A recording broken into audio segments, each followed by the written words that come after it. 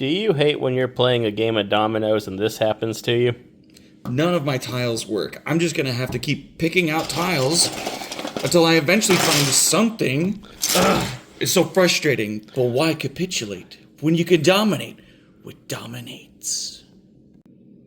Domin-Eights is a card game version of dominoes, which breathes new life and gives new choices in the ancient game.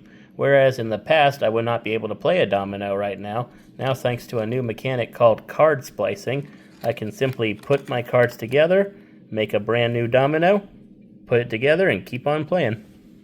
In Domin-Eights, you can connect the cards a little bit differently than you can in the normal domino rules.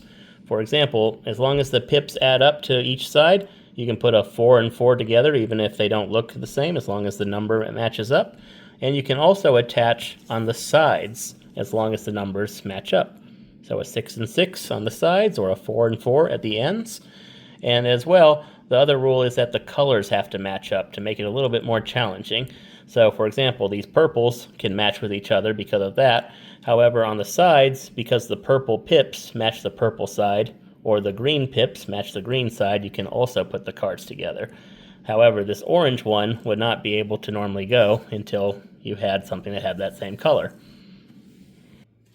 In block dominoes, the round ends as soon as any player has played all of their cards.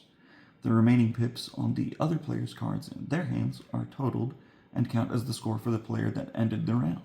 So in this case, 5 and 6 would be added for 11 points to the winner of the round.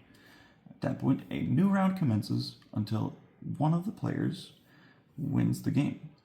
For winning, it'd be 50 points for 2 players, 75 points for 3 players, and 100 points for 4 players. Or if you want to play a different game in the set that is more strategic, you should try out Canadian Train. Canadian Train ends when somebody's played the last card in their hand, and at that point you want to have the least amount of points in your hand. The set of dominoes in front of you are your train. Your opponent's trains are on the other side, and this is called the neutral train over here. At the end, every pip that's on the card in front of you counts as points, and any cards that are still in your hand, all those pips count double the points, so that can be very painful. Part of the strategy of Canadian Train is deciding whether or not to take the risk of putting all your points on somebody else's train. Sure, it'll protect you from points, but at the same time it opens you up for other players to play on your train. By playing on another person's open train, you now have to switch your gate to open, and now that means on future turns others can play on you. The only way to keep your train closed, or to flip it from open back to closed, is to play on your own train.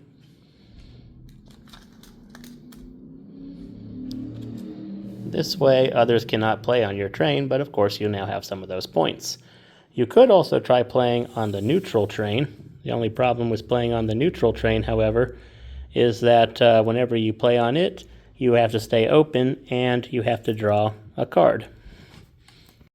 And lastly, one other way that Domin-Eights are different from dominoes is that you can use even the back of the Domin-Eights cards. Whenever in Canadian Train, for example, if you go and attach a double domino to a train, you can now flip over any open spliced card that's on the board. If you flip it to 8s, that actually gives 6 points to an opponent. Or if you flip it to domins, then you can get 0 points added to your point. So you have to decide which way you're going to put your cards together, because the backs can even come into play, which can help you lose points or give points to others. And that is just an example of some of the different ways to play Domin-Eights. There's many different games that you can enjoy with the Domin-Eight sets, from the simple to the complicated, from 1-player games to 4-player games. Hope that you are interested in what you see and have a fun time continuing this ancient fun tradition.